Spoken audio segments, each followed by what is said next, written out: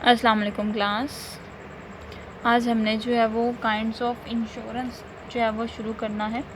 Last time हमने इसके principles पढ़े थे, तो आज हमारी क्या होंगे काइंड्स या टाइप्स कह सकते हैं। क्वेश्चन भी आ सकता है कि व्हाट आर द टाइप्स या what are the kinds of insurance. इसमें सबसे पहले आ रही है marine insurance.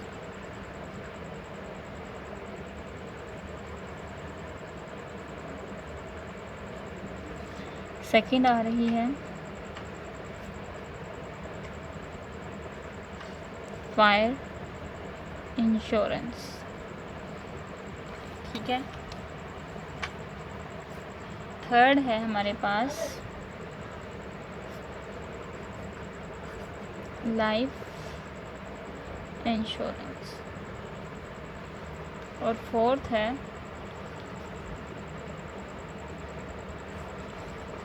Accident insurance.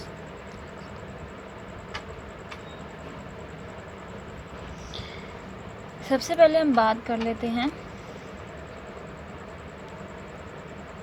Marine insurance की।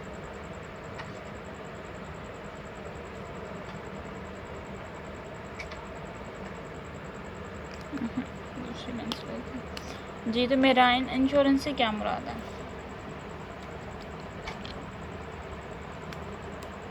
मेराइन इंश्योरेंस से मुराद है समुद्री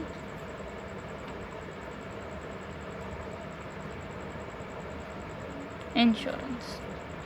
यानी हम अक्सर क्या करते हैं, चीज़ या बैरून मुल्क लेके जाते हैं तो वहाँ पे ऐसा होता है रास्ते में बहुत सी मुश्किलात का सामना जो है वो करना पड़ता है, क्योंकि हम शिपमेंट के थ्रू या कार्गो के थ्रू जो है वो चीज़ भिजवाते हैं। तो इसके ज़रिए जो है वो चीज़ भिजवाने की जो इंश्योरेंस होगी उसको मेराइन इंश्योरेंस कहा जाएगा। ठीक है। इसकी जो है वो डिटेल्स देख लेते हैं, हिस्ट्री की इसकी बात कर लेते हैं सबसे पहले। यानी कि कब जो है वो ये स्टार्ट हुई मेराइन इंश्योरेंस, जो बेसिकली वो स्टार्ट हुई है 12th सेंचुरी में। यानी हम कह सकते हैं 12वीं सदी में जो है ये स्टार्ट हुई थी, और ये इटली में जो है वो स्टार्ट हुई थी। ठीक है। इटली में से जो है ना इसका जो है वो काम शुरू किया था। बाद में इसको जो है वो मज़ीद इस पे डेवलप करते हुए इसकी मज़ीद डेवलपमेंट होती गई, तो इंग्लैंड में जो है इसको मज़ीद ट्रेडिशनल बना दिया गया। ठीक है। और ये मज़ीद जब इसमें डेवलपमेंट हुई तो वो 15 जो सेंचुरी है तब हुई। ठीक है। मेराइन इंश्योरेंस समुद्री इंश्योरेंस को कहा जाता है कि चीज़ें जो हम भिजवाते हैं बैरून मुल्क में, तो समुंदर यानी कार्गो के थ्रू भिजवाते हैं, तो उसको मेराइन इंश्योरेंस कहा जाता है। ठीक है। फर्स्ट टाइम जो मेराइन इंश्योरेंस बनाई गई तकरीबन, यानी कि हम कह सकते हैं कि इसका जो एक्ट जारी हुआ, ठीक है, बेसिकली मेराइन इंश्योरेंस का जो एक्ट है वो कब बनाया गया, ठीक है, ये किस बेस पे होगा और कौन कौन से जो है वो इसमें टर्म्स और कंडीशंस क्या क्या आयद होंगी, वो बना था 1601 में। ठीक है। जिसमें बहुत सी जो है वो इसकी जो है वो कह सकते हैं कि इसमें रूल्स और इसकी जो कंडीशंस हैं, ठीक है, वो सारी इसमें बताई गई कि क्या क्या जो है वो होगा इंश्योरेंस में काम और किस बेस पे जो है वो किया जाएगा। Basically why marine insurance adopted, कि हम क्यों जो है वो मेराइन इंश्योरेंस करते हैं, इसके फैक्टर्स क्या क्या हैं। ठीक है। अब हमने जो है इसके फैक्टर्स की बात करनी है। सबसे पहले तो हम कह सकते हैं कि हमें डर होता है कि कहीं हमारी जो शिप है कैन सिंक, ठीक है, डूब भी सकती है। इसके अलावा जो है शिप में आग लग सकती है। ठीक है। शिप कैन कैच फायर ठीक है, इसलिए जो है वो मेराइन इंश्योरेंस करवानी ज़रूरी होती है। इसके अलावा हम कह सकते हैं कि ship can be filled with water, यानी कि शिप में जो है वो पानी भी जो है वो आ सकता है।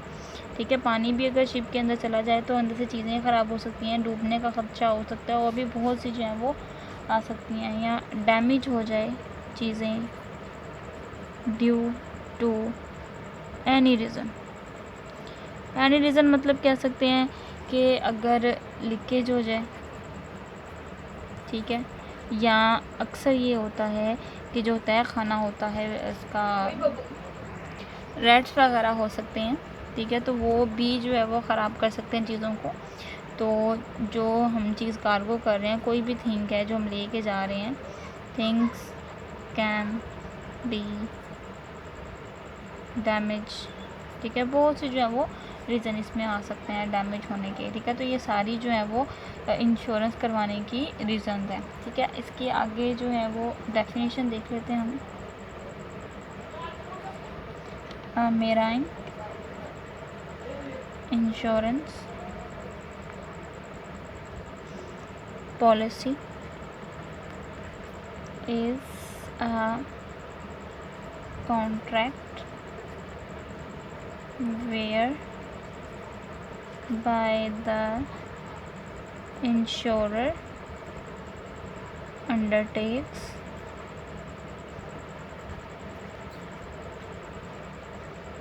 to indemnify, यानी इसमें बताया गया कि जो हमारे पास मेराइन इंश्योरेंस एक ऐसी पॉलिसी है जो कि कॉन्ट्रैक्ट, एक ऐसा कॉन्ट्रैक्ट है कि इसमें इंश्योरेंस जो है वो अंडरटेक, यानी कि अपने हल्फिया बयान में चीज़ को अपने तहवील में जो है वो ले लेता है। टू इंडेमनीफाई, इंडेमनीफाई मतलब उसकी तलाफ़ी करेगा। द इंश्योर्ड, ठीक है ना, इंश्योर्ड जो है जिसने करवाया गया वो इसकी तलाफ़ी करेगा, इसको सही करेगा।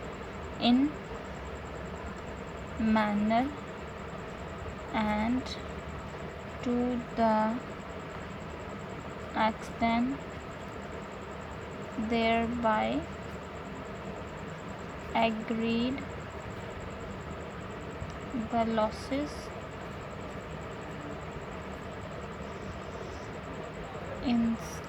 incidental to marine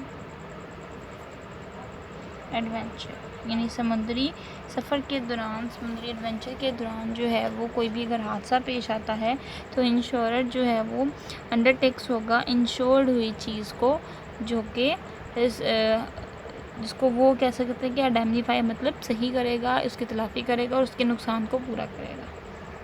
next book से भी कुछ देख लेते हैं। इसकी जो है वो कैरेक्टरिस्टिक्स बताई गई हैं, वो नोट कर लीजिएगा। इसमें जिसकी मज़ीद काइंड्स दी हुई हैं ये जो हैं ऑप्शनल हैं, ठीक है, क्योंकि इंश्योरेंस की जो है अगर टाइप्स आएंगी तो आपने सिर्फ जो है वो इंश्योर्ड, जैसे कि यहाँ पे हेडिंग्स दी हुई हैं, ठीक है, ये 3-4 टाइप्स दी हुई हैं, आपने सिर्फ इनको बयान करना अगर टोटल डिटेल आएगी। ठीक है, इंडिविजुअली जो है वो डिटेल बहुत कम आती है, रेयर है, लेकिन फिर भी मैं आपको इंडिविजुअली भी बता दूंगी, थोड़ा बहुत ओवरव्यू दे दूंगी इसका, लेकिन आपने सिर्फ जो है वो यही याद करनी है, इसकी कैरेक्टरिस्टिक्स, इनका जो है वो हम कह सकते हैं इंट्रोडक्शन, और इनकी जो है वो डेफिनेशन।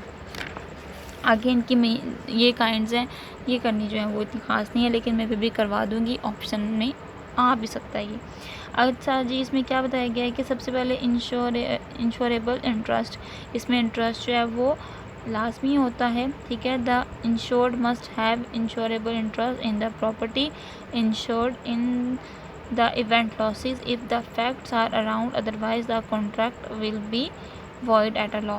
तो वो कॉन्ट्रैक्ट जो है वो वॉइड हो जाएगा। ये वॉइड से मुराद होता है कि वो एक वैलिड चीज़ होती है, एक वॉइड चीज़ होती है। वॉइड का मतलब होता है कि जो वैलिड नहीं है, जो सही नहीं है, जो अकॉर्डिंग टू लॉज जो है वो ठीक नहीं है, इसलिए इसको वॉइड कहा जाएगा। उसके बाद नेक्स्ट हमारे पास है डिस्क्लोज ऑल द फैक्ट। अब यहाँ पे बात ये हो रही है कि अगर चीज़ हमारी ख़राब होती है या कोई रीज़न होता है, वो सारा फैक्ट हमने डिस्क्लोज़ करना होता है। यानी कि बाज़ू का ऐसा होता है कि रीज़न जो लिखी होती है उस रीज़न के मुताबिक चीज़ ख़राब नहीं हुई होती, तो हम कह सकते हैं कि वो पूरी जो है वो बातों को या पूरी जो वजूहात को है वो डिस्क्लोज़ नहीं करे। यानी कि अगर इंश्योरेंस इनकी लिखा हुआ है, an essential feature of marine insurance contract that is that every contract of insurance must disclose all the fact, यानी कि हर जो है वो फैक्ट्स को डिस्क्लोज करना है। If the principle of utmost good faith is not observed by the other party, the affect party may be sued and declare the contract void. यानी last time हमने जो इनके प्रिंसिपल्स पढ़े थे, प्रिंसिपल में एटमोस्ट गुड फेथ के बारे में हमने ये पढ़ा था कि जिस भी वजह से जो है वो चीज़ तबाह हुई है या ख़राब हुई है उसको पूरी तरह से बयान करना लाजमी है।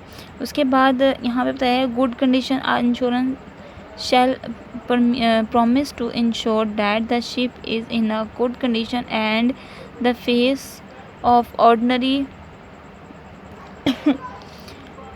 perils of the seas. यानी कि बाज़ का ऐसा होता है कि शिप जो है वो सही कंडीशन में नहीं होती या होती है, तो इसमें इंश्योर को ये होता है कि हम चीज़ों की जो है वो गारंटी ले रहे हैं, शिप की नहीं।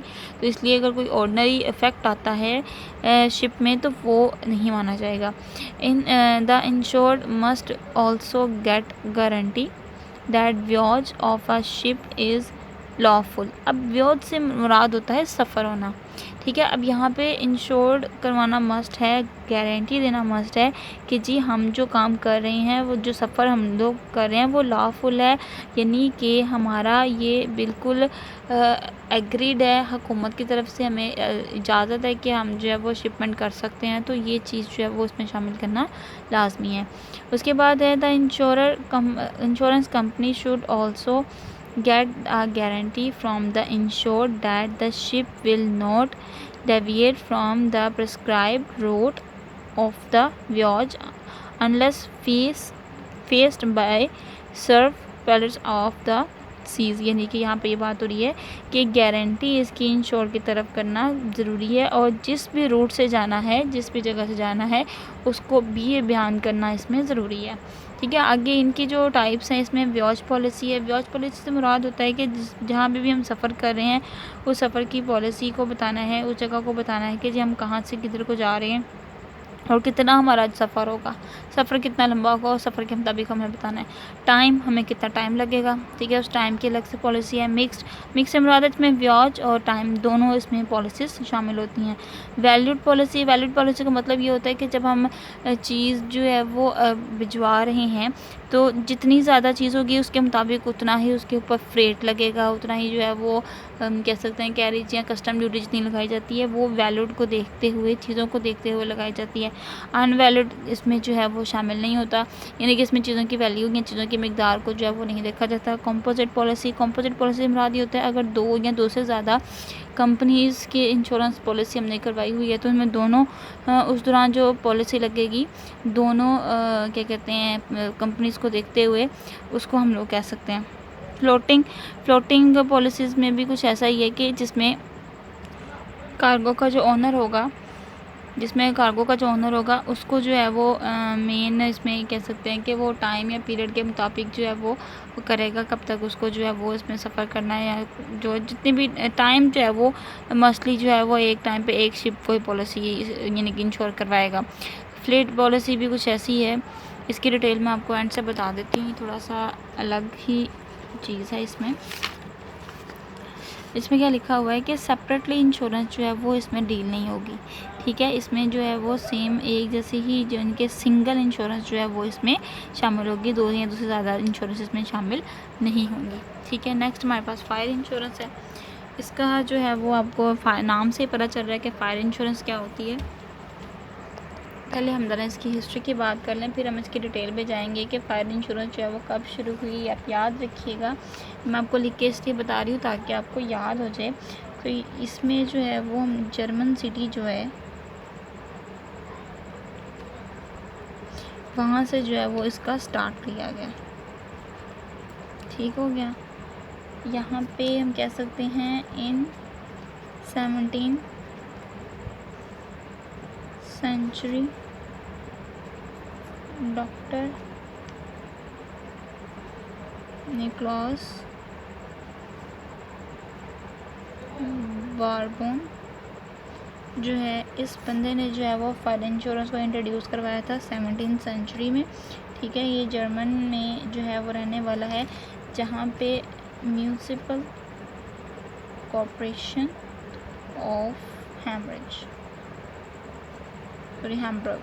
ठीक है, ये आपकी बुक में लिखा होगा, टाइम नहीं था इसलिए मैंने जो है वो एब्रीविएशंस में लिख लिया।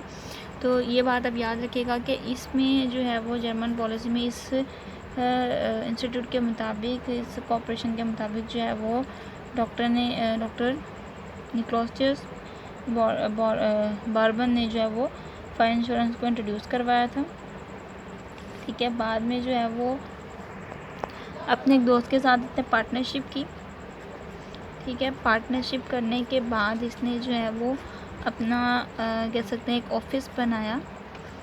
ठीक है, जिसमें फायर इंश्योरेंस वाला जो है वो काम होता था। तो इस ऑफिस का इसने नेम रखा था, वो नेम था फायर ऑफिस, यानी फायर इंश्योरेंस को पहले फायर ऑफिस जो है वो कहा गया था। ठीक है, इसके बाद जो है वो आहिस्ता आहिस्ता से थोड़ी बहुत तब्दीली होती गई। तो इसको जो है वो अपने ऑफिस का इसने नेम चेंज करके फोनिक्स जो है वो रख दिया था। फिर इसका फिर नेम चेंज हो के तो क्या बन गया, फोनिक्स एश्योरेंस